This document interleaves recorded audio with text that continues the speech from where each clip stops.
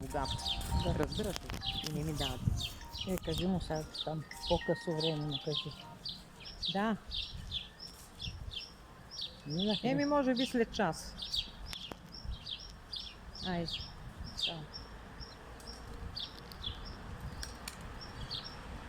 И Васи отидох, ги внесох и се прибирам без фукната стотинка. Да. Ужас. Сапун няма какво да изпера. Ама толкова бяхме зле, че не може да бъде. Свекървата ми, свекървата даде тогава 1000 лева, си спомням.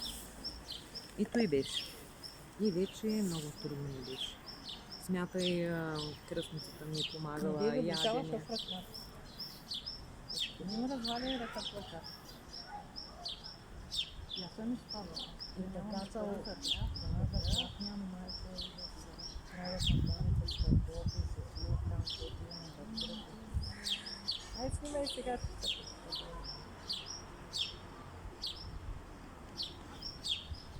Да моля, не ги доближавай.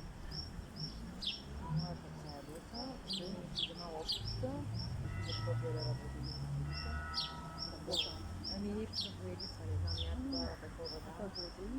Не, то е така допълнително такова. И тук на вече донесат на Рим и взема да ги бяха ринади половин час се викам. Не трябва да се не помогна.